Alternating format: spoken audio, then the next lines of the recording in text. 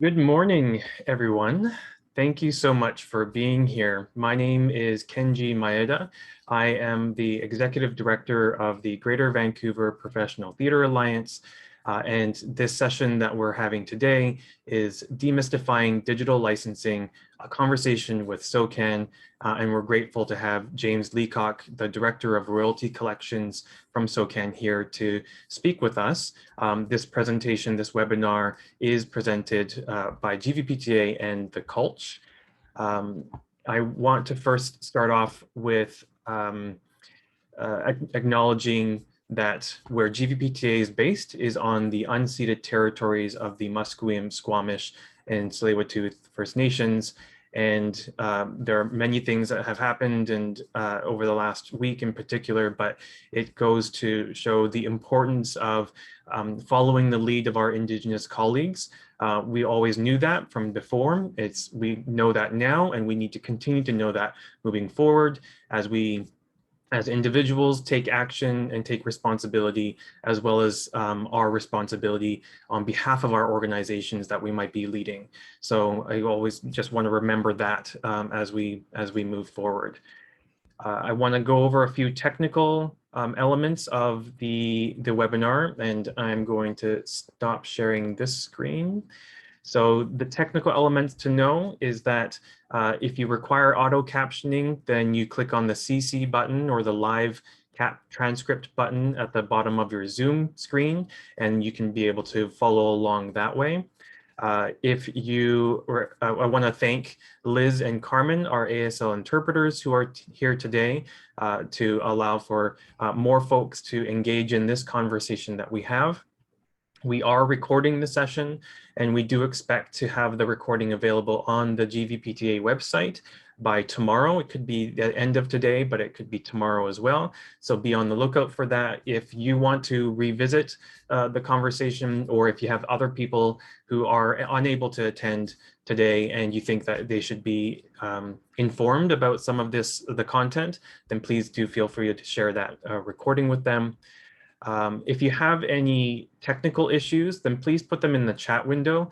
Amanda Peters will be around to kind of answer any questions that you might have there.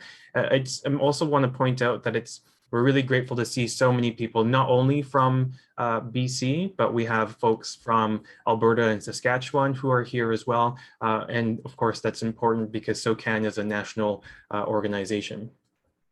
And the last thing is, so the structure of today. So I'm going to introduce Kelly in just a second. Kelly will introduce kind of the next phase of the conversation, and then we'll come back to do the Q&A from you. And so if you do have particular questions for James, then please put them in the Q&A window in the Zoom link, Zoom pod.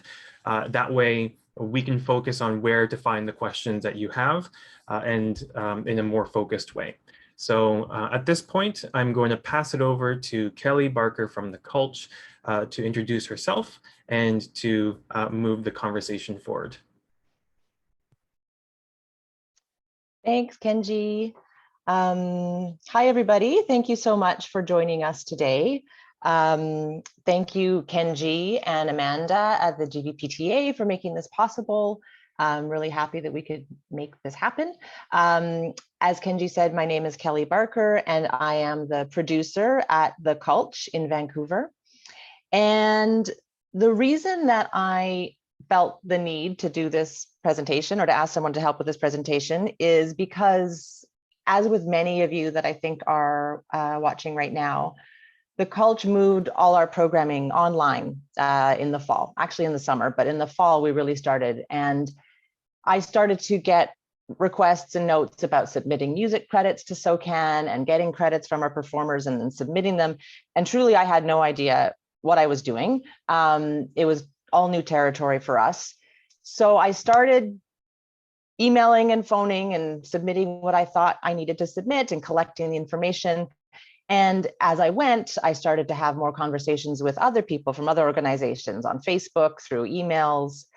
And I realized that we were all trying to navigate this same new territory. Being moved online without planning for it brought a lot of questions. So at the Culture, we have presented straight up concerts, live streams, pre-recorded films, pre-recorded concerts, every kind, I feel every kind of different variation on an online presentation. We've been doing this season, and that's all brought different needs. So I continued sending a lot of emails and phone calls. And then one day I got a phone call right away, and it was James from Socant. And he was kind enough to talk to me for an hour on the phone while I asked him 1,000 questions. And he ran through many scenarios with me and gave great examples. And I found it was really helpful. I came out with a lot of answers and still a lot of questions.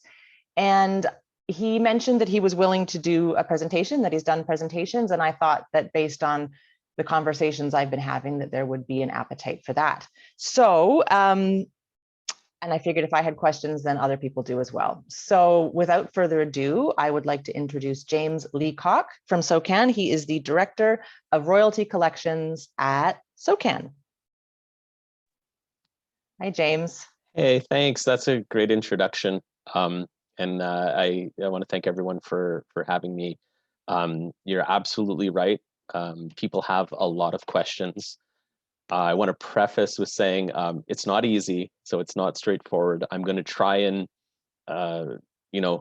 present things in a straightforward manner, but understanding that there's a lot of different directions and scenarios, like you said, Kelly, on variations on how things can happen. So I'm going to try and keep it pretty high level. And we did have a couple of, I guess, starter questions that's going to kind of drive my part of the conversation, and then hopefully we can get to some questions. So just very short, I am the Director of Royalty Collections at SOCAN. Our area royalty collections, we deal with businesses in Canada that are online, and we also deal with radio stations, television stations, cable stations, a lot of media companies. And that's primarily my area of expertise. I have worked in the past at SOCAN in another role where I was dealing with in-person concerts and what we'd call general licensing, so venues and bricks and mortar businesses that use music. But right now, today, I'm going to be kind of talking more from an online perspective, but still able to answer questions that might come up for the in-person as well. So first of all, what has changed now that everything seemingly has moved online with the various lockdowns and shutdowns across Canada?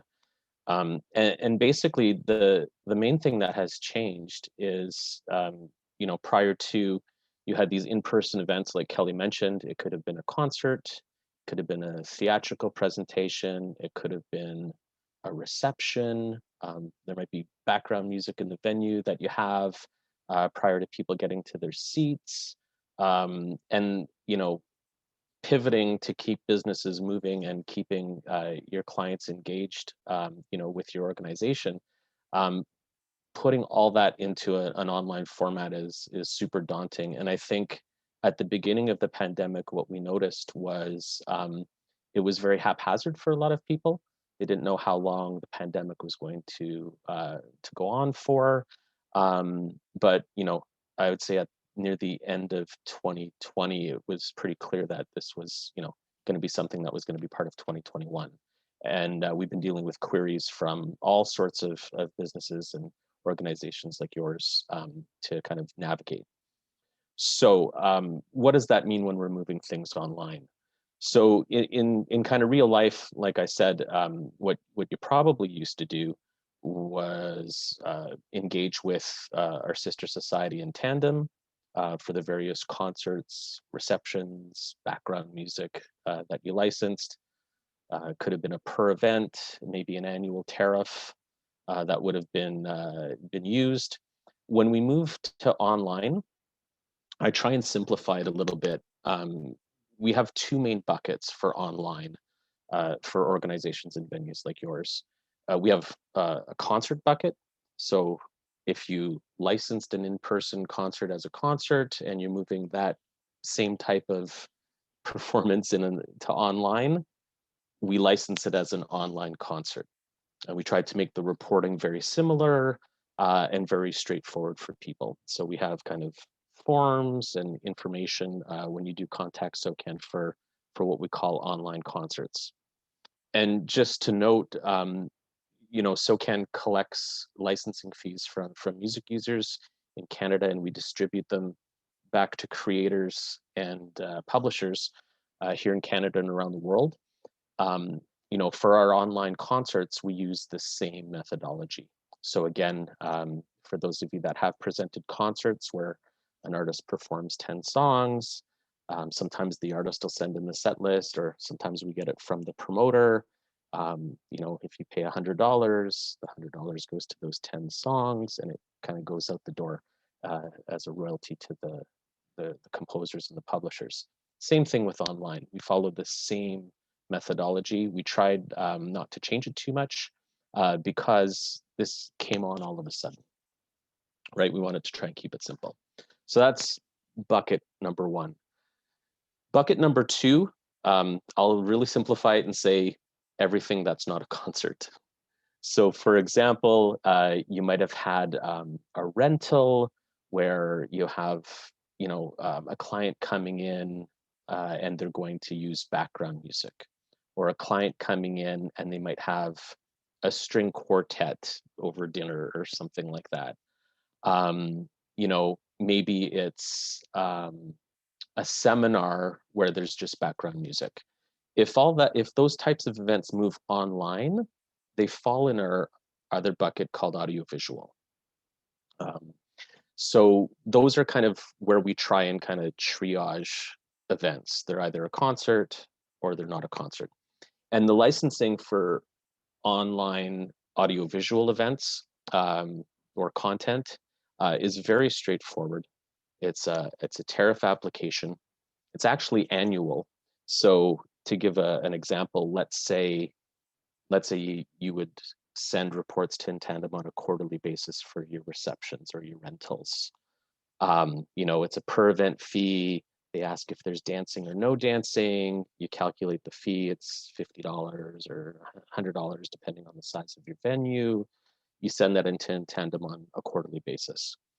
With online, we only need it once a year, and there's a minimum fee for the entire year. So it's not a minimum fee per event. So that's kind of one of the biggest differences for you know, other audiovisual uses. It's not necessarily per event. It's annual, and you know, and the rate is it's 1.9%. So if there's tickets or if it's free or whatnot, there's a minimum fee of $15. Or if there's revenue generated, it's 1.9% of revenue. That's for the entire year. So you kind of add all your events together. And again, I'm simplifying this a lot, but it's relatively easy. So 2 buckets: concerts, other AV. Where things get a little bit tricky when we move online, SOCAN represents, for the most part, performing rights here in Canada, which means that, you know, you have a concert or reception in your venue.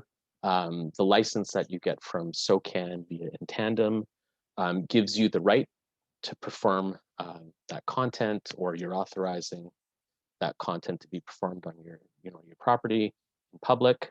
We collect a fee, we distribute a royalty. When that moves online, it's still a performing right. And kind of connected to that, it's a telecommunication because it's online, it's via the internet. So it's the same type of right. And so we collect online for, you know, those rights in Canada, which means that, and I'm going to just lightly touch on this, if you have an event and you have it online, and let's say you're selling tickets, and you have some people in Seattle or some, you know, clients in Seattle, you know, that are buying tickets to view content online, those users in Seattle are part of a different territory. They're not covered. It's not authorized. So we can only license for the territory of Canada.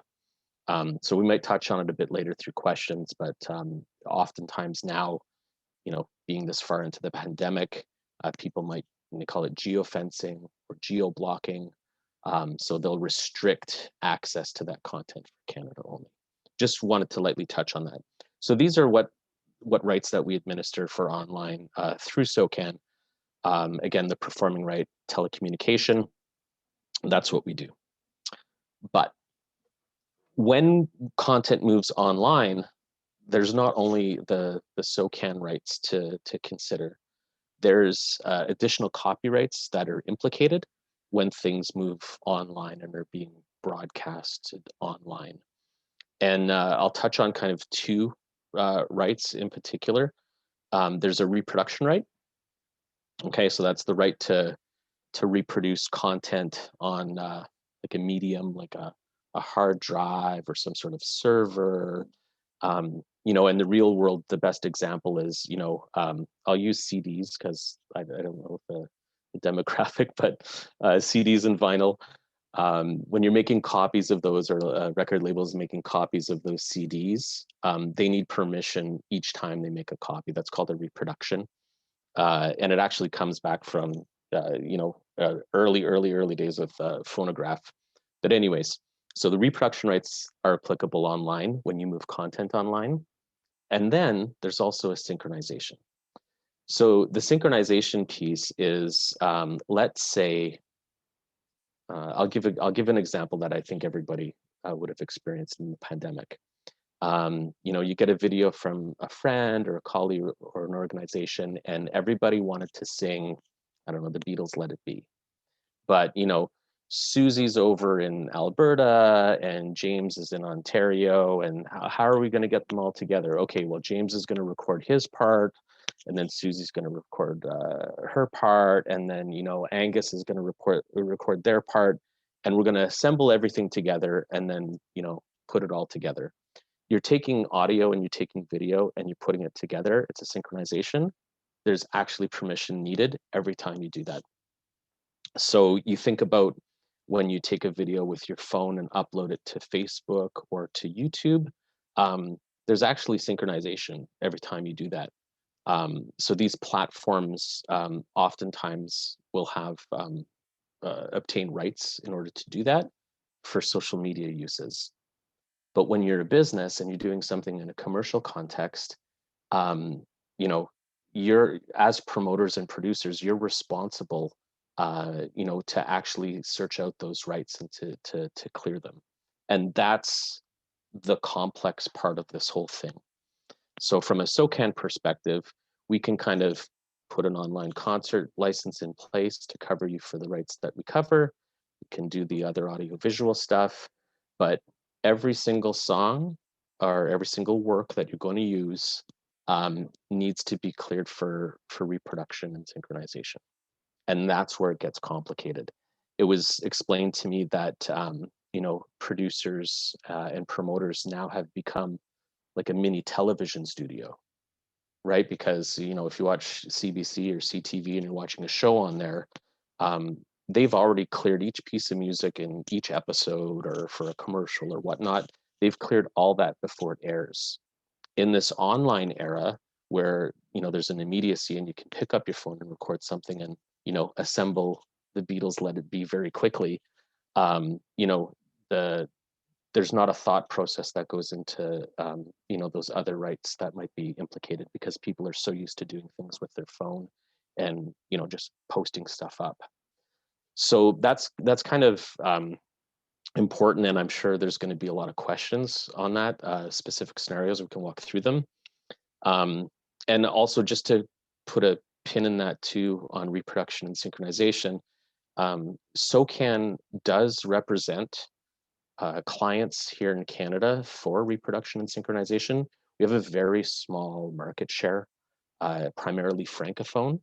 So in the event that you're doing a production or a concert or something like that where there is Francophone content, chances are we can actually clear that for you at the same time that we do the performing rights license.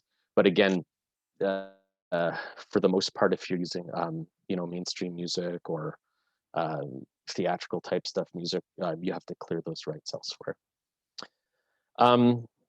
We're working to make our process simple. Currently, we don't have an online portal like Intandem does for my area.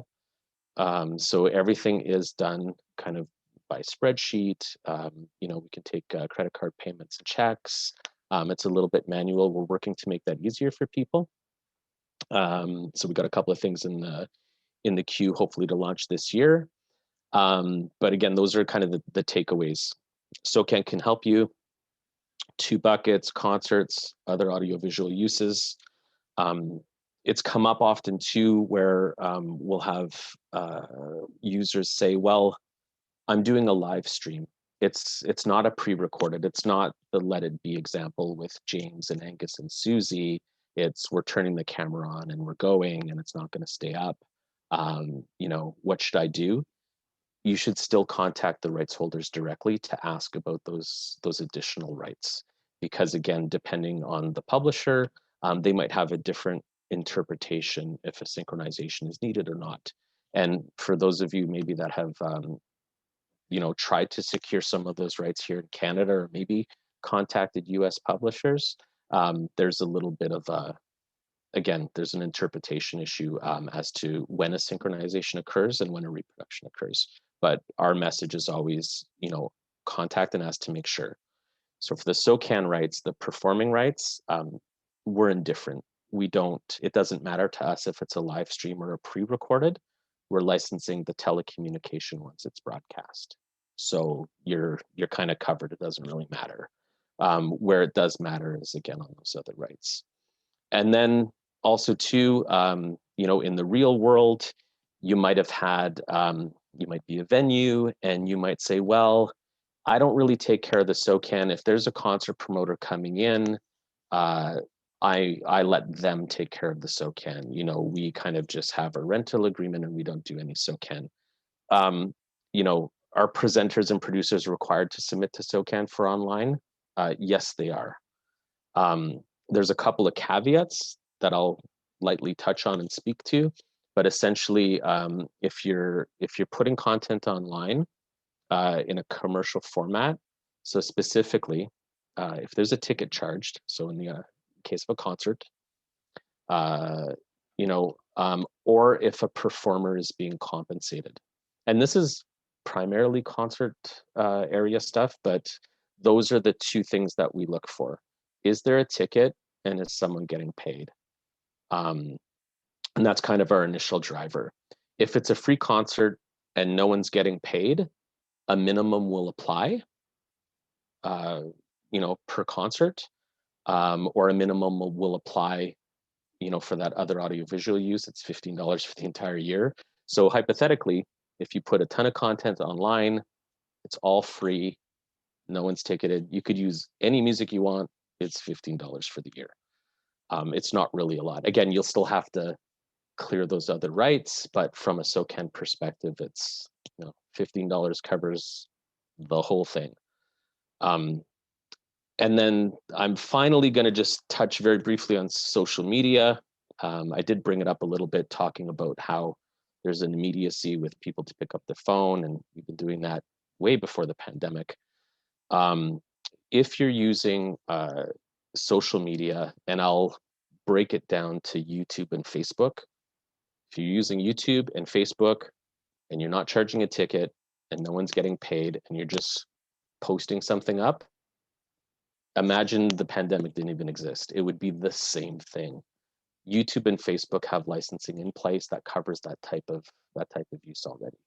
So everyone was doing that before the pandemic. It's still okay to do that. You don't have to reach out to us. You know, it's totally fine.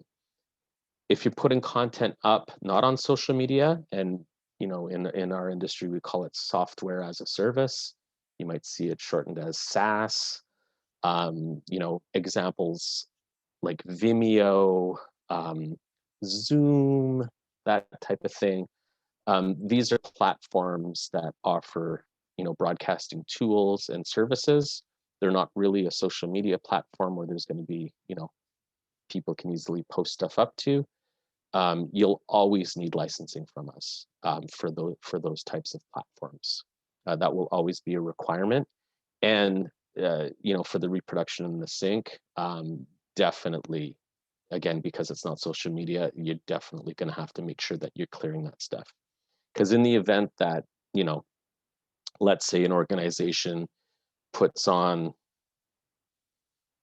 a medley of show tunes as part of a drag show. I'm just trying to think of like a real life example that we've kind of seen. 10 songs, they've recorded it. It's this kind of big production. They charge tickets. They have it on their website. You can click on it and you can buy a ticket. Maybe even after the event happened, well, for $5, you can still go back and watch it. If there's copyright material in there that you didn't get permission for the synchronization of the reproduction on, and someone comes across that, that's trouble. You're just inviting trouble. It's not easy. It's hard because everybody and their brother is putting stuff online and reaching out to these publishers to say, hey, I want to use Let It Be for a Canada Day sing along for my my company or something like that, or whatever. They're getting inundated by requests and they might not get back to you. But that's, we can go deeper on that later, but it's not easy. You should always be reaching out and trying to secure what you can. And, from SOCAN's perspective, we're definitely here to help. We'll definitely give you the information you need to try and navigate that for you. And we do understand that while I can try and put everyone's scenario into a bucket, there's always going to be kind of this, a little bit left field scenario that comes up. So you can always reach out to us. We might not get back to you the same day. I think, maybe Kelly had to wait a week or something like that. She was very gracious with, maybe the amount of time it took to get back to her. But, we'll definitely get back to you when we can, and we'll navigate and provide as much information to just to ensure that, everyone's doing the right thing, because we know that your association and your venue and you as a promoter, we know you want to do the right thing because you have this special connection with the artists and the creators based on the type of industry that you're in. So we'll always be there to help you if we can. And that's kind of where my spiel ends.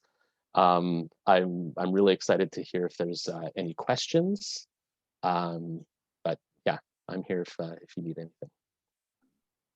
Thank you so much, James. I know that there are a fair number of questions that are coming through in the Q&A. There's just a couple tiny things that I wanted to bring up that I sort of particularly got confused by. It seems clear to me when there's a concert and there's the idea of a performer needing to submit a set list to SOCAN, but I get a little bit confused when it came to a play or some kind of online show that had pre-show music and also sound cues and how that fits in. So I don't know if you're able to talk a little bit about who submits a set list and who submits a cue sheet and the differences between those two. For sure. So I'll preface it with SOCAN's mandate is to get as much data and as much information as possible from users in order to do a correct distribution. So that's kind of like my preface. With concerts, again, we do work diligently to get like a set list from everyone we can. If we don't have a set list and we get a payment, we hold on to it until we get the set list, and we might reach out and, say, oh, well, this $500 has been sitting here. We know it was artist B, but we didn't know what they played. Oh, well, maybe we can reach out to their management, or, oh, no, we have a contact for them directly. So that's concerts. So we're pretty good on concerts. When it comes to audiovisual, and I referenced kind of that 1.9%, we have a tariff for that. There's a lot of different types of services that land in that tariff. One, for example, is our services like Netflix or Crave. These audiovisual services where it's on demand, you want to watch, Schitt's Creek or whatever. we'll get detailed data as to how many times each episode was watched. It's really great. You know, but if the Culture is doing, you know, a play and it gets put on their website, and, you know, what sort of data can we get in order to distribute, you know, the $100 or the $15? That's a little bit grayer for us. So again, thinking of our mandate, if you have a cue sheet, if you, again, the drag show is a good example. It's not really a concert per se. There could be a lot of stuff happening, but if you have a list of the songs, send them along. That's always very helpful to us. Maybe we can put it in as a concert, or, you know, find a way to match that up. But yeah, again, if you have the information, we'll always take it and try and get that out the door. So hopefully that answers the question. And I think one of the, I know we have a lot of Q&As, although I'll just ask this, and maybe looking at time, I'll let Kenji take over the Q&A. There are the two different forms for the two different buckets and the two different rates. And it was hard for me to find out how to get those forms. And so is there a streamlined place that people can go and download the correct form and make sure that they're using the correct form? So yes and no. We have a landing page, and what we ended up doing, kind of, I think it was near the middle of the pandemic, was we put a version of the form up, but then it changed. So then, you know, I think if anybody has received the latest Excel version, I think it says version 7 on it. We have had 7 iterations of it, and it's because the process keeps evolving as people's scenarios change. So the easy answer is no, but we're working on getting kind of that final version up. Great. So Kenji, I see quite a few questions in the Q&A. I don't know if you want to maybe pose some of those. Sure. So one of the questions is around, can you explain the difference between grand rights and small rights? And in addition to that, do you have any recommendations around rights holders not responding? I applied for grand rights via 8 different publishers over 2 years ago and only ever heard from one. So grand rights versus small rights. I can talk a little bit about it. Again, I haven't dealt with it in it's been quite a while. But the way that we interpreted back when I managed that area was that you know, something becomes a grand right when there's kind of a storyline. There could be kind of costuming, some sort of theatrical elements that are incorporated along with the music. And I'll give you an example of one where it's kind of like in the middle. So we were asked about a presentation, and I think it was about, somebody wanted to do a production of like the 10 best Canadian songs of all time. So they wanted to do a review and pick, you know, 10 or 20 Canadian songs and then present them in a form where musicians would play the songs, people could buy tickets and see it. So it felt like a concert. But what they started to do was they started to incorporate like video screens. So if it was a song about wheat or something like that, there was combines in Alberta or Saskatchewan or whatever, all this stuff happening, and then people were dressed up and they were costume changes. All of a sudden, it's not really seeming like it's just a review of Canadian songs. There's these theatrical elements. I even think they had put in kind of some commentary and some dialogue. So all of a sudden that changes it, where SOCAN will back away and say, hey, this sounds like a grand right. You should probably be reaching out to the copyright holders to talk about the implications of this, because we can't license it. So that's kind of to give you an example of where something falls as a concert, but then can shift very quickly to a grand right. In theatrical stuff, it's usually more, it's easier to kind of dissect between the two. Again, usually if there's dialogue, costumes, some sort of storyline that's weaving the songs together, we don't touch it. You gotta kind of go through the grand right channel. And I don't really have experience in helping navigate grand rights, like with, you know, helpful hints on how to get responses. I know for major label publishers, again, just Reproduction and Sync on its own is very, very difficult. So maybe it's the same case for grand rights. So, but I don't have much I can offer on that. Great, thank you. There are a couple questions here around original composed music that are not published. So do they need a SOCAN license for that kind of work?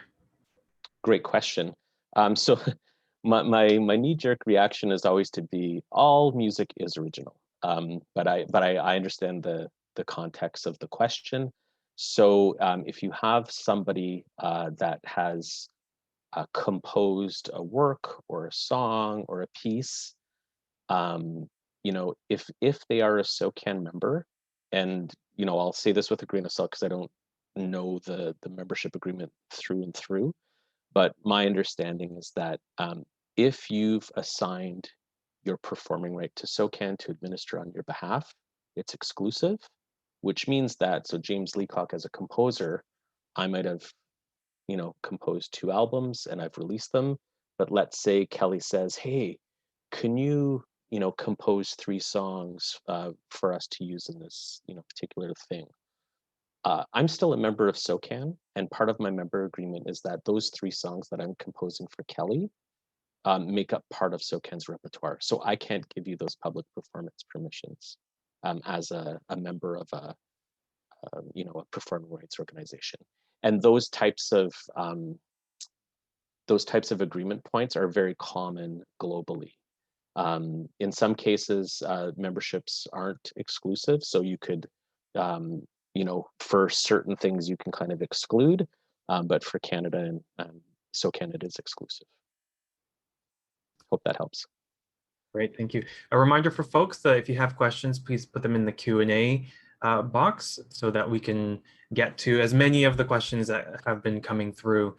The other question is around if we want to post online a teaser or 1-minute recap of a concert, do we still require a license? And I'm going to add a second question to that.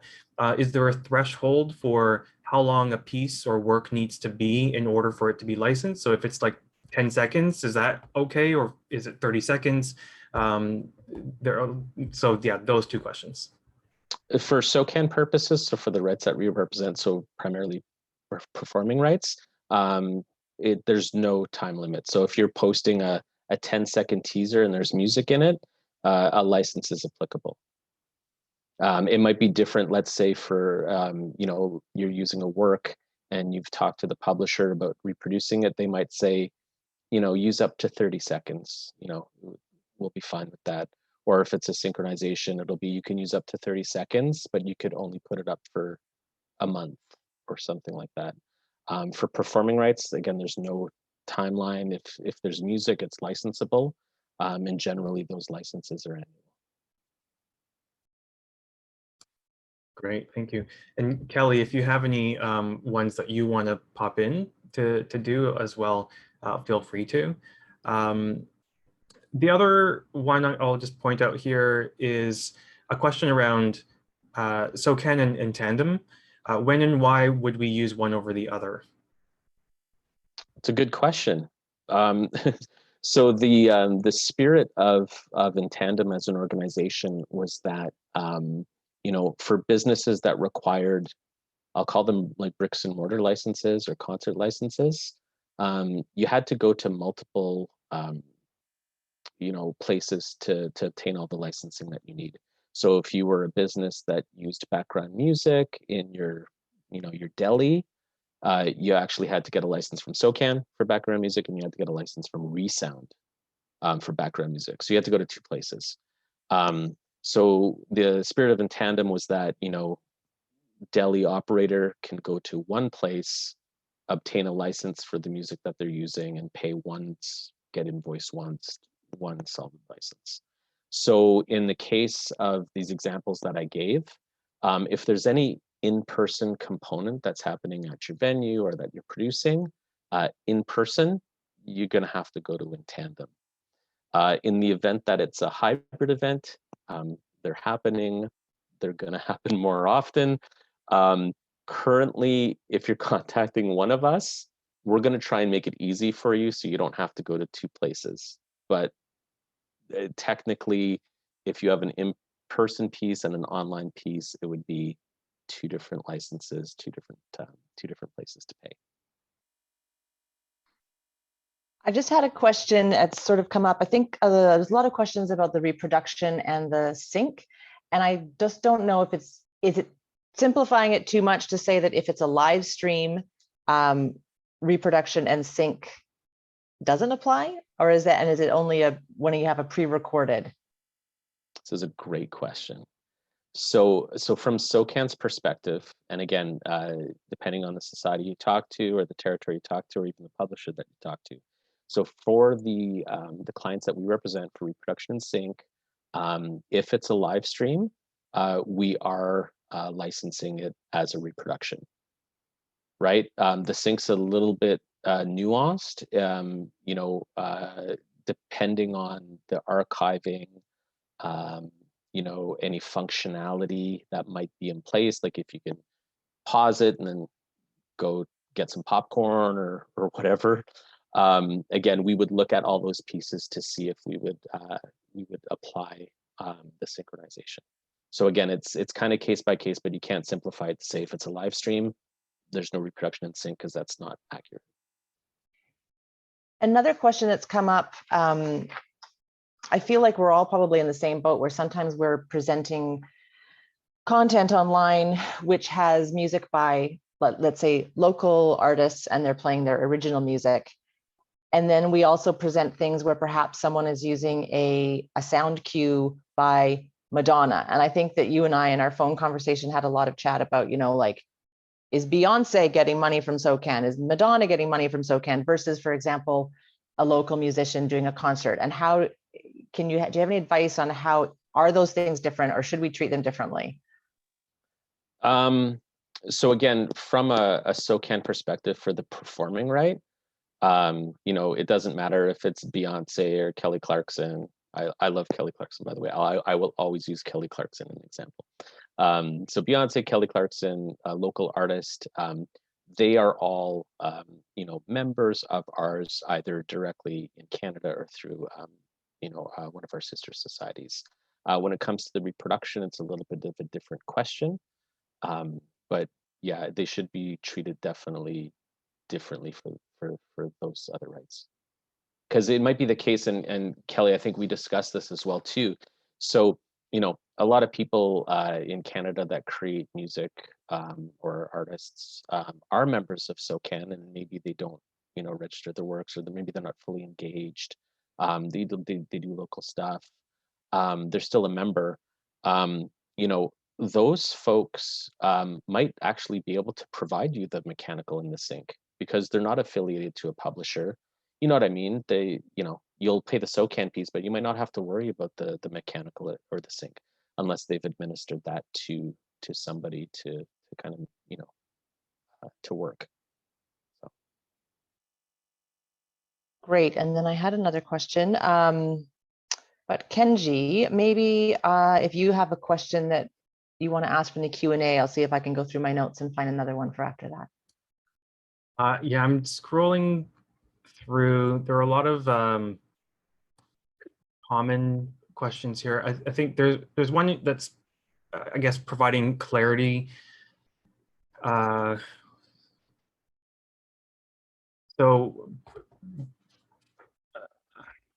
hold on. There are just so many questions. I think we're discovering that it is a very complicated subject. Questions are good. Yeah. I guess one thing just for James as a logistical thing, and similar to what Kelly had asked before around, is there, like, how do we find the information? But is there a clear, like a chart or like a diagram that kind of outlines these things? Because there are just so many tentacles and directions that people might go to. But is there a very clean, easy to read document, like a 2-pager?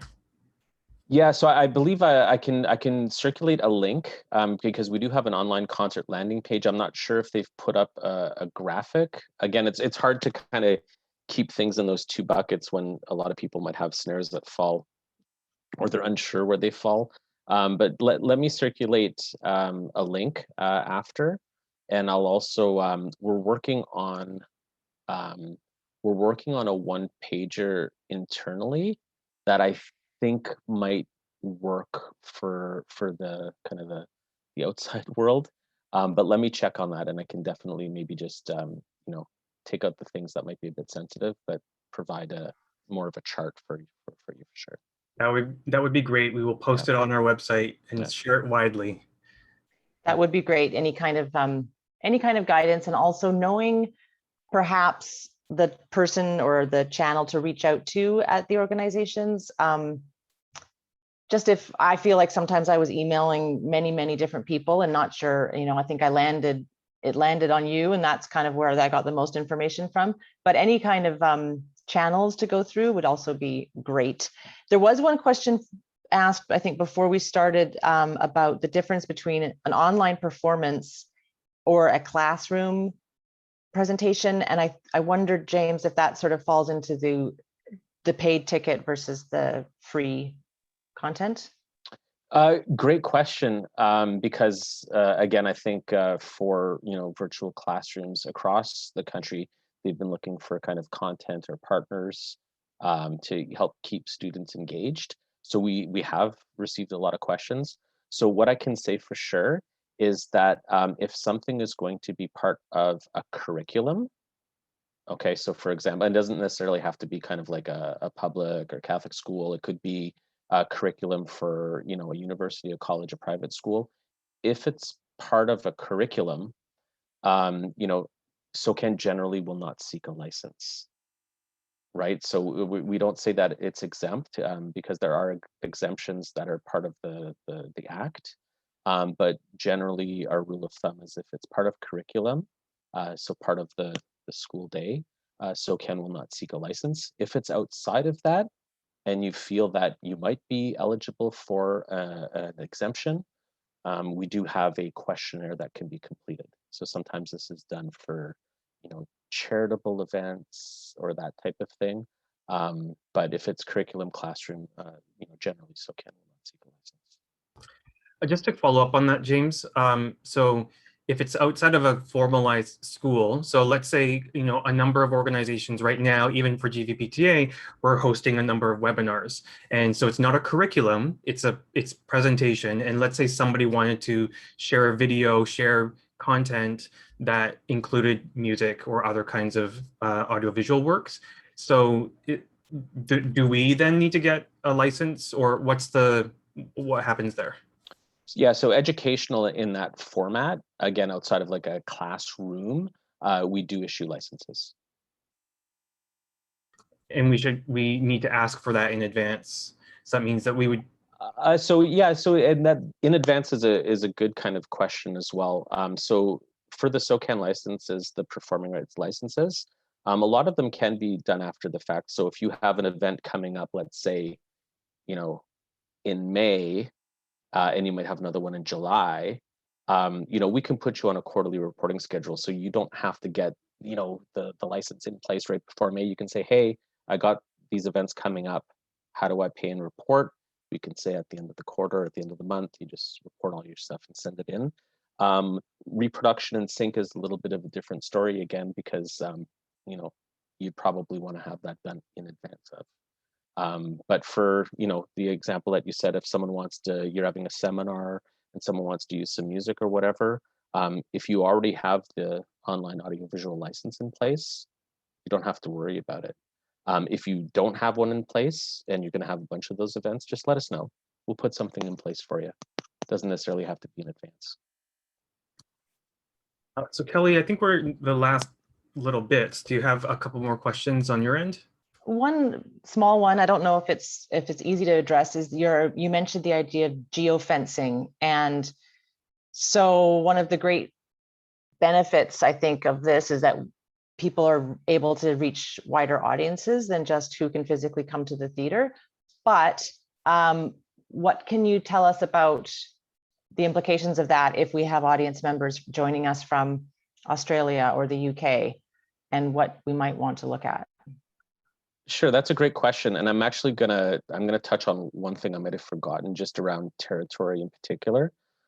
So when we're thinking about social media, and I said that, you know, if it's normally what you used to do is just post and there's no tickets, no one's getting paid, it's not commercial. Um, Note that you're subject to the terms and conditions of the platform that you're using. So in particular, like YouTube or Facebook, when you're posting content there, you're subject to their content ID processes or their copyright processes to take down or block or inhibit certain music uses or whatnot on the platform. So if you go and you try and put something on YouTube and it gets blocked, I mean, you can come back to us. We would like it if you didn't, because there's nothing that we can do about it. And we get a lot of those queries every day saying, well, I put something on YouTube and it got blocked, so I want to get a license to do that. YouTube could be blocking that for a gazillion different reasons. It could be something in, you know, a rights holder in Brazil or something like that, because YouTube is obviously global and YouTube is managing all sorts of different rights on the platform. So it could be a mechanical right or reproduction right issue in, you know, South Africa or something like that that's blocking your video. SOCAN can't help you with that. And even on Facebook or Twitch for that matter, those platforms are global. And again, you're subject to the terms and conditions. We can't lift those for you. Speaking about geofencing, specifically for if you have, you know, customers in other countries and you're looking for licensing, you know, we can help maybe point you in the direction of the society. So let's say, I don't know, let's say the culture wanted to, you know, sell tickets in Canada, but, you know, they have this audience base in Australia and they want to get a license for Australia. They would need one. We can try and help to point you to the society in Australia to help put a license in place. But again, if you're opening it up to the entire planet, technically, you got to go to each country. And just to give a flavor of what that looks like. So in Canada, for performing rights, you just come to SOCAN, we make it easy for you. In the States, I think there's 5 or 6, you know, potentially different societies that you'll have to deal with just for the performing right. 3 main and then 2 kind of subsidiary ones. I think if I could ask one last question, it might address some of the things that have come up in the Q&A about, for me, about due diligence and enforcement. I wonder, like, it's tough. We all want to do the right thing and we all want to present our work online because we have to. So I think, I don't know if you can speak to the sort of the channels and what kind of enforcement and things are possible. So from SOCAN's perspective, again, if you're not obtaining a performing rights license, or if we represent clients for mechanical or sync, we're going to call you eventually. You know, we are a member-based organization that our job is to put as much, you know, money into the pockets of creators because they work hard. You know, it's jobs just like we have. So, but we don't want to spend their money on, you know, policing or legal or anything like that. So, you know, in Canada for us, you know, we'll hopefully find out and we'll talk to you and we'll convince you that you need a license. So we're not into kind of, you know, our main line is not to kind of sue or cease and desist or stuff like that. And on that basis, I can't really talk about other rights holders because I don't, honestly, I don't know how that works or how they enforce. It's, you know, I say sometimes it's kind of like if a tree falls in the forest, you know, if someone finds out and you didn't do due diligence or whatnot, like that's not good from a copyright perspective. And we get asked this all the time. So I'm comfortable to kind of answer this way is, you know, it's on you as a user of music and a promoter or a venue to do the right thing. You know, SOCAN's perspective, we're gonna, you know, uphold the rights that we can, and we're gonna give you all the information to go out and search out those copyright holders. But outside of that, there's really not much else that we can kind of do. Thank you. So Kenji, unless there's something else you want to pop in, I think there's just probably a lot of questions about what people can do next with regard to contact and asking questions that they need answered. Yeah, that's the last question I was going to ask James is, of course we can direct people to the SOCAN website as a whole, but it's a very big website and to navigate. So what are the, who can people contact? Can we share your email address? Like, is there a general email address for these kinds of things? What's the best route? So I'll circulate them, but I mean, they're easy to remember. So license@socan.com, however you want to spell license, if you're with a C or with an S, that'll still get to us. There's a 7 to 10 business day delay, just because of the volume of queries that we have.